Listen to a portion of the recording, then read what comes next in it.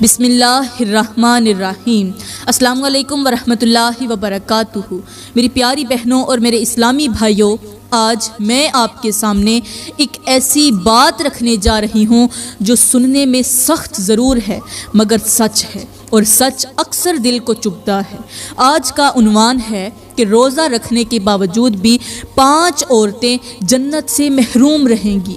یہ بات اس لیے ہرگز نہیں کہی جا رہی کہ کسی کے دل میں خوف یا مایوسی ڈال دی جائے، بلکہ اس لیے کہی جا رہی ہے کہ ہم خود کو دھوکے میں نہ رکھیں۔ بہت سی عورتیں روزہ بھی رکھتی ہیں، عبادت بھی کرتی ہیں، مگر پھر بھی ان کی زندگی میں بے سکونی، الجھن اور اندھیرا ہی چھایا رہتا ہے، اور وہ یہ سمجھ نہیں پاتی کہ آخر کمی کہاں ہے۔ اصل بات یہ ہے کہ روزہ صرف بھوکا پیاسا رہنے کا نام نہیں۔ روزہ تو اپنے نفس کو روکنے، اپنی زبان کو سنبھالنے، اپنے رویوں کو درست کرنے اور اپنے رشتوں کا حق ادا کرنے کا نام ہے۔ اگر یہ سب نہ ہو تو روزہ اپنی روح کھو دیتا ہے۔ اسی لیے آج میں یہ بات کھول کر بیان کروں گی کہ آخر وہ کون سی عورتیں ہیں جو روزہ رکھنے کے باوجود بھی اپنے اعمال کی وجہ سے جنت سے محروم رہیں گی۔ رمضان کے بارے میں اللہ کا فرمان ہے کہ یہ مہینہ دلوں کو پرکھنے والا مہینہ ہے۔ اب ذرا اس بات پر غور کریں، اللہ نے عبادت کو اس لیے نہیں رکھا کہ انسان خود کو نیک سمجھنے لگے، بلکہ اس لیے رکھا کہ انسان خود کو پہچان لے۔ رمضان میں اصل امتحان یہ نہیں ہوتا کہ ہم نے کتنے روزے رکھے، اصل امتحان یہ ہوتا ہے کہ روزے نے ہمارے اندر کیا بدلا۔ پھر ہمارے کریم نبی نے فرمایا کہ روزہ ڈھال ہے۔ اب ڈھال اسی وقت کام آتی ہے جب اسے سامنے رکھا جائے۔ اگر روزہ زبان کو نہ روکے، اگر روزہ دل کو نرم نہ کرے، اگر روزہ رویوں کو درست نہ کرے تو وہ ڈھال ہاتھ میں تو ہوتی ہے مگر وار پھر بھی لگ جاتا ہے۔ یہی وجہ ہے کہ بہت سی عورتیں عبادت کرتی ہیں مگر ان کے گھروں میں سکون نہیں اترتا۔ بہت سی عورتیں روزہ رکھتی ہیں مگر پھر بھی ان کے دل بوجھل رہتے ہیں، کیونکہ روزہ رکھا جاتا ہے مگر نفس کو کھلا کھو چھوڑ دیا جاتا ہے۔ اس لیے آج کا بیان بہت ضروری ہے تاکہ ہم یہ سمجھ سکیں کہ آخر وہ کون سی عورتیں ہیں جو روزہ رکھنے کے باوجود بھی اللہ کی رحمت سے محروم رہیں گی۔ میری پیاری بہنوں، اب ہم بات کرتے ہیں کہ آخر وہ کون سی عورتیں ہیں جو رمضان میں روزہ رکھنے کے باوجود اللہ کی رحمت سے، جنت سے اور اللہ کی بخشش سے محروم رہیں گی۔ یہ بات سننے میں جتنی سخت ہے، یہ حقیقت میں اتنی ہی ضروری ہے، کیونکہ یہ محرومی کسی دشمن کی وجہ سے نہیں ہوتی بلکہ انسان کے اپنے اعمال کی وجہ سے ہوتی ہے۔ میری پیاری بہنوں، ہمارے پیارے نبی نے فرمایا کہ میں قیامت کے دن ہر ایک گنہگار کی سفارش کروں گا، مگر کچھ ایسے گنہگار ہوں گے جن کی سفارش میں نہیں کروں گا۔ سفارش کرنا تو رہی دور کی بات، محمد ان کی طرف دیکھنا بھی گوارا نہیں کرے گا۔ استغفار! یہ سن کر صحابہ کرام کانپ گئے، ان کی آنکھوں سے آنسو بہنے لگے۔ وہ سوچنے لگے کہ آخر وہ کون سے بدقسمت لوگ ہیں، کون سے بدبخت لوگ ہیں جن سے قیامت کے دن اللہ کے نبی منہ موڑ لیں گے۔ ساتھ ہی میرے کریم نبی نے یہ بھی فرمایا کہ یہ وہ لوگ ہیں جن کے گناہ ایسے ہیں کہ جب تک وہ ان گناہوں سے پکی اور سچی توبہ نہیں کرتے تب تک ان کا کوئی بھی روزہ، یہاں تک کہ رمضان کا روزہ، نفلی تو نفلی، رمضان کا فرض روزہ بھی قبول نہیں ہوتا۔ ان کی نماز قبول نہیں ہوتی، ان کا رونا قبول نہیں ہوتا، ان کا حج بھی قبول نہیں ہوتا، یہاں تک کہ ان کا کوئی سجدہ قبول نہیں ہوتا، چاہے وہ تہجد کا سجدہ کیوں نہ ہو، کیونکہ اللہ ظاہری عمل نہیں دیکھتا بلکہ دل کی صفائی اور دل کی سچی توبہ دیکھتا ہے۔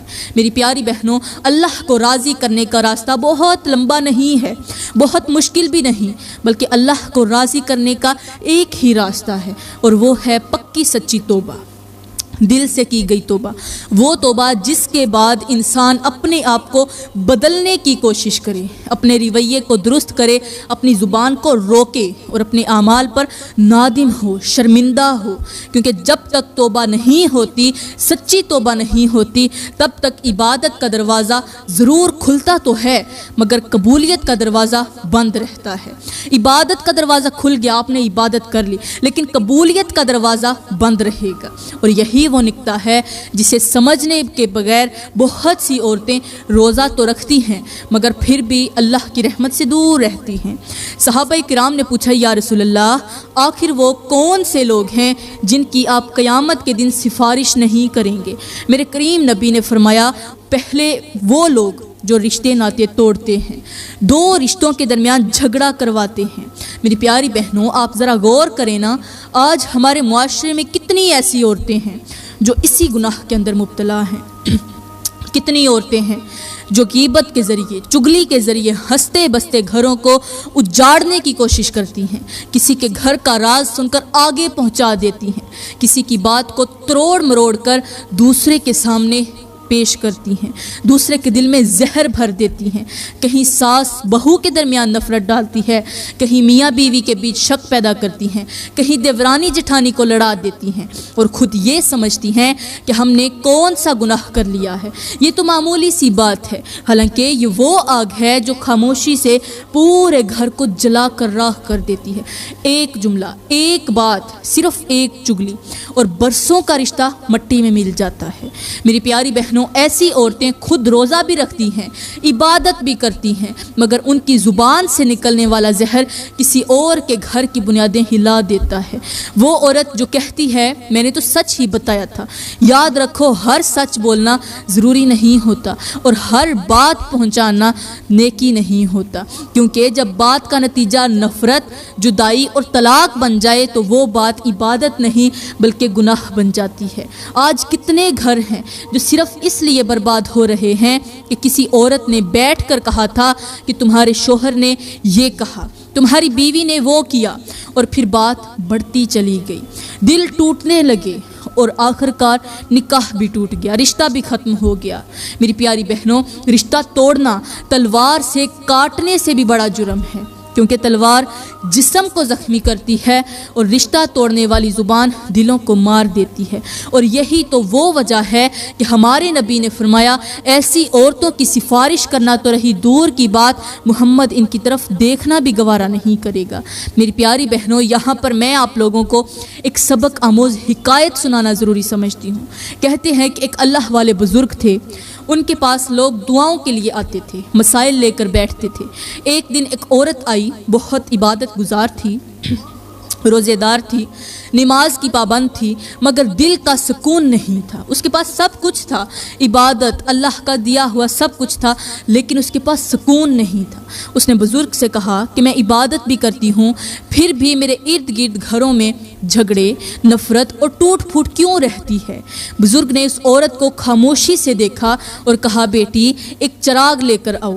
جب چراغ آیا تو بزرگ نے کہا اسے جلاؤ اور اب اسے لے کر محلے میں گھومو، مگر ایک شرط ہے کہ چراغ کا تیل ایک قطرہ بھی زمین پر نہ گرے۔ عورت حیران ہوئی لیکن مان گئی۔ وہ چراغ لے کر نکلی، راستے میں لوگ لڑ رہے تھے، کہیں باتیں ہو رہی تھی، کہیں چگلی ہو رہی تھی، کہیں پر غیبت کی محفل سجی تھی، مگر وہ عورت ہر جگہ پر گئی، اپنے چراغ کو سنبھالتی رہی۔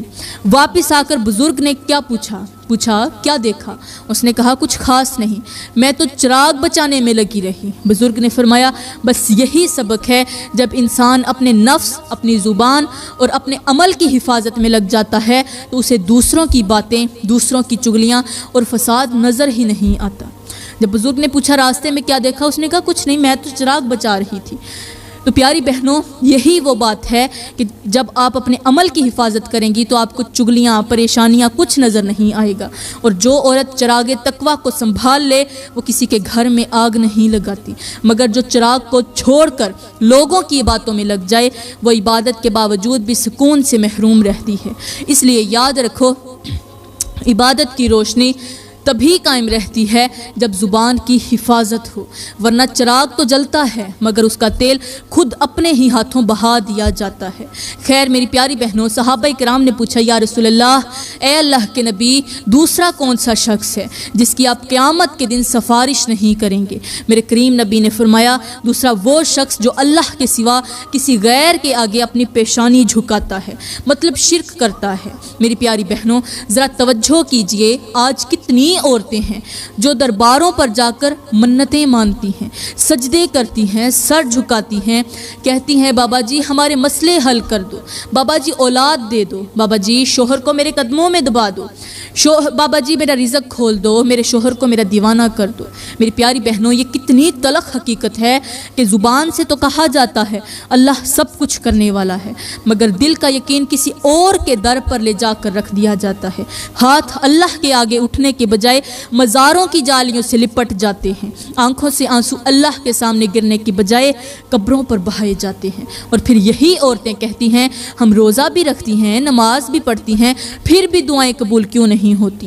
میری پیاری بہنوں، اللہ کا فرمان ہے کہ اس کے ساتھ کسی کو شریک نہ ٹھہرایا جائے، کیونکہ وہ اس گناہ کو معاف نہیں فرماتا جب تک بندہ سچی توبہ نہ کر لے۔ اب سوچئے، جس گناہ کو اللہ نے خود سب سے بڑا گناہ قرار دیا ہو، اس کے ساتھ عبادت کیسے قبول ہو سکتی ہے؟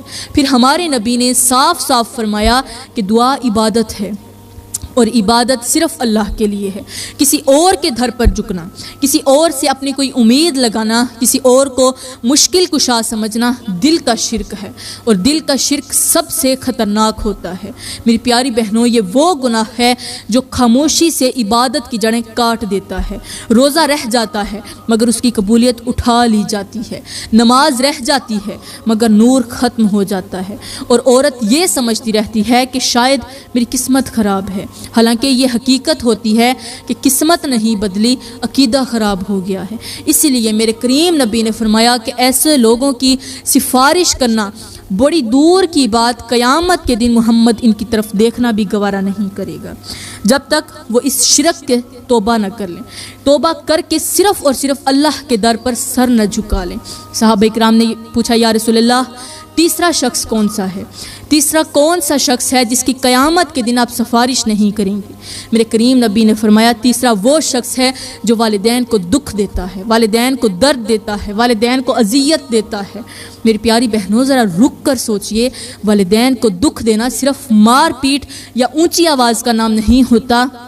والدین کو تب بھی دکھ پہنچتا ہے جب ان کی بات کو ٹال دیا جائے، جب ان کے جذبات کو نظر انداز کر دیا جائے، جب ان کی خدمت کو بوجھ سمجھ لیا جائے، اور جب ان کی دعاؤں کے بدلے انہیں خاموشی دے دی جائے۔ آج کتنی عورتیں ہیں جو شادی کے بعد ماں باپ کو پیچھے چھوڑ دیتی ہیں، فون اٹھانا ضروری نہیں سمجھتی، ملنے جانا انہیں مشکل لگتا ہے، بات سننا ناگوار ہو جاتا ہے، اور پھر یہی عورتیں کہتی ہیں ہم روزہ بھی رکھتی ہیں، عبادت بھی کرتی ہیں، مگر پھر بھی زندگی میں برکت کیوں نہیں؟ میری پیاری بہنوں، اللہ کا فرمان ہے کہ اس کی عبادت کرو اور والدین کے ساتھ حسن سلوک کرو، یعنی اللہ نے اپنی عبادت کے ساتھ والدین کا حق جوڑ دیا۔ اب ذرا سوچئے، جس نے اللہ کے حکم کو توڑ دیا وہ عبادت کے دعوے کیسے کرے گا؟ پھر ہمارے نبی نے فرمایا کہ والدین کی رضا میں اللہ کی رضا ہے، اور والدین کی ناراضگی میں اللہ کی ناراضگی ہے۔ اس ایک جملے نے پوری زندگی کا راستہ بتا دیا۔ مگر افسوس کہ آج ہم روزے تو رکھتے ہیں مگر والدین کے دل توڑتے ہیں، نمازیں تو پڑھتے ہیں مگر ماں باپ کے آنسو نہیں پونچھتے، اور پھر کہتے ہیں کہ ہمیں سکون کیوں نہیں ملتا۔ میری پیاری بہنوں، جو عورت اپنے والدین کے ساتھ بدسلوکی کرتی ہے، ان کے دل کو دکھاتی ہے، ان کی خدمت میں کوتاہی کرتی ہے، وہ روزہ رکھنے کے باوجود اللہ کی رحمت سے دور ہو جاتی ہے، کیونکہ جس دل میں والدین کی بد دعا ہو وہاں عبادت کا نور نہیں ٹھہرتا۔ اور یہی وجہ ہے کہ میرے کریم نبی نے ایسے لوگوں کی سفارش کرنا تو دور کی بات، قیامت کے دن ان کی طرف دیکھنا بھی گوارا نہیں کرنا، جب تک وہ اپنے والدین کو راضی نہ کر لیں، ان کے قدموں کو تھام کر ان سے معافی نہ مانگ لیں، اور اپنے رویے کو درست نہ کر لیں۔ صحابہ کرام نے پوچھا یا رسول اللہ چوتھا کون سا شخص ہے جس کی آپ قیامت کے دن سفارش نہیں کریں گے؟ ہمارے کریم نبی نے فرمایا چوتھا وہ شخص ہے جو ظلم کرتا ہے۔ میری پیاری بہنوں، ذرا اس لفظ پر ٹھہر کر سوچئے، ظلم صرف ہاتھ اٹھانے کا نام نہیں ہوتا، ظلم تب بھی ہوتا ہے جب کسی کے حق کو دبایا جائے، جب کسی کی عزت کو روند دیا جائے، جب کمزور کی آواز کو خاموش کرا دیا جائے۔ آج ہمارے گھروں میں کتنی عورتیں ایسی ہیں جو ظلم کو صرف مار پیٹ سمجھتی ہیں، حالانکہ زبان کا ظلم، رویے کا ظلم اور حق چھیننے کا ظلم سب سے زیادہ خطرناک ہوتا ہے۔ کوئی بیوی شوہر کو سب کے سامنے ذلیل کرتی ہے، کوئی شوہر بیوی کے جذبات کو رون دیتا ہے، کوئی کوئی ساس بہو پر ظلم کو حق سمجھ لیتی ہے اور کوئی بہو بڑوں کی بے قدری کو اپنی آزادی کہہ دیتی ہے۔ پھر یہی لوگ کہتے ہیں ہم روزہ بھی رکھتے ہیں، نماز بھی پڑھتے ہیں، مگر دل بے چین کیوں ہیں؟ میری پیاری بہنوں، اللہ کا فرمان ہے کہ وہ ظالموں کو پسند نہیں کرتا اور وہ ظلم کرنے والوں سے باز پرس ضرور کرے گا۔ اب ذرا سوچئے، جس عمل کو اللہ ناپسند فرمائے اس کے ساتھ عبادت کیسے قبول ہو سکتی ہے؟ پھر ہمارے کریم نبی نے فرمایا کہ ظلم قیامت کے دن اندھیروں کی شکل اختیار کر لے گا، یعنی جو آج ظلم کرتا ہے کل وہی ظلم کے ساتھ کھڑا ہوگا۔ اس لیے میرے کریم نبی نے سختی سے منع فرمایا کہ روزے کی حالت میں بھی کسی پر ظلم نہ کیا جائے، کیونکہ ظلم کے ساتھ عبادت کا نور قائم نہیں رہتا۔ میری پیاری بہنوں، جب عورت یا مرد روزہ رکھ کر بھی کسی کے دل کو توڑتے ہیں، کسی کا حق مارتے ہیں یا کسی کو رلاتے ہیں تو وہ خود اپنی عبادت کو کھوکھلا کر دیتے ہیں، اور یہی وہ وجہ ہے کہ ایسے لوگوں کی سفارش کرنا تو دور کی بات، قیامت کے دن میرے کریم نبی ان کی طرف دیکھنا بھی گوارا نہیں کریں گے جب تک وہ ظلم کو چھوڑ کر حق کی طرف نہ لوٹ آئیں، معافی نہ مانگ لیں اور اپنے اعمال کو درست نہ کر لیں۔ صحابہ کرام نے پوچھا یا رسول اللہ، پانچواں شخص کون سا ہے؟ میرے کریم نبی نے فرمایا پانچواں وہ شخص ہے جس کے دل میں تکبر ہوتا ہے۔ میری پیاری بہنوں، ذرا سوچئے، اس گناہ کو سمجھنے کی کوشش کیجئے۔ تکبر صرف یہ نہیں ہوتا کہ انسان خود کو بڑا کہے، تکبر یہ بھی ہے کہ انسان کسی کو کم تر سمجھے، کسی کی بات سننا گوارا نہ کرے، اپنی غلطی ماننے سے انکار کرے، معافی مانگنے کو اپنی توہین سمجھے۔ آج ہمارے معاشرے میں کتنی عورتیں ہیں جو علم، عبادت، خوبصورتی، دولت یا حسب نسب کی بنیاد پر دوسروں کو حقیر سمجھتی ہیں، زبان سے کہتی ہیں ہم اللہ سے ڈرتی ہیں، مگر دل میں غرور پالتی ہیں۔ کسی غریب عورت کو کم تر سمجھا جاتا ہے، کسی سادہ عورت کا مذاق اڑایا جاتا ہے، کسی کمزور عورت کو دبایا جاتا ہے، اور پھر یہی عورتیں کہتی ہیں ہم روزہ رکھتی ہیں، ہم قرآن پڑھتی ہیں، ہم دل کا سکون نہیں پاتی، سب کچھ کرتی ہیں، ہمارے دل کا سکون کہاں ہے؟ میری پیاری بہنوں، اللہ کا فرمان ہے وہ تکبر کرنے والوں کو پسند نہیں کرتا، کیونکہ بڑائی صرف اللہ کے لیے ہے۔ جو بندہ بڑائی اپنے لیے رکھ لے وہ اللہ کے مقابل کھڑا ہو جاتا ہے۔ پھر ہمارے نبی نے فرمایا کہ جس کے دل میں رائی کے دانے کے برابر بھی تکبر ہوگا وہ جنت میں ہرگز داخل نہیں ہوگا۔ یہ بات سن کر ذرا کانپ جائیے، کیونکہ تکبر ایسا گناہ ہے جو عبادت کے ساتھ بھی چمٹ جاتا ہے۔ انسان روزہ رکھتا ہے مگر خود کو دوسروں سے بہتر سمجھتا ہے، نماز پڑھتا ہے مگر دوسروں کو کم تر جانتا ہے، صدقہ دیتا ہے مگر احسان جتاتا ہے، اور یہی تکبر آہستہ آہستہ عبادت کی روح کو ختم کر دیتا ہے۔ میری پیاری بہنوں، جو عورت اپنے دل سے تکبر نہیں نکالتی وہ روزہ رکھنے کے باوجود بھی اللہ کی رحمت سے دور ہو جاتی ہے، کیونکہ اللہ ٹوٹے ہوئے دلوں کو پسند کرتا ہے، جھکے ہوئے سروں کو پسند کرتا ہے، عاجزی کو پسند کرتا ہے، اور یہی وہ وجہ ہے کہ میرے نبی نے فرمایا ایسے لوگوں کی سفارش کرنا تو رہی دور کی بات، قیامت کے دن محمد ان کی طرف دیکھنا بھی گوارا نہیں کرے گا جب تک وہ اپنے دل کی عاجزی، نرمی اور سچائی سے پاک نہ کر لیں۔ تو میری پیاری بہنوں، آپ نے سن لیا ہوگا کہ جو عورت ان 5 گناہوں سے توبہ نہیں کرے گی اس کا روزہ قبول نہیں ہوگا، اس کا رونا قبول نہیں ہوگا، اس کی نماز، اس کی عبادت، میری پیاری بہنوں، کچھ بھی قبول نہیں ہوگا، یہاں تک کہ ان کی آنکھیں بھی اللہ کے حضور وزن نہیں رکھیں گی۔ میری اسلامی بہنوں، رمضان آ رہا ہے، یہ کوئی عام مہینہ نہیں، یہ اللہ کا مہمان ہے، یہ وہ وقت ہے جب رحمت کے دروازے کھلتے ہیں، مگر انہی دروازوں کے سامنے وہی لوگ کھڑے رہ جاتے ہیں جو اپنے گناہوں سے چمٹے رہتے ہیں۔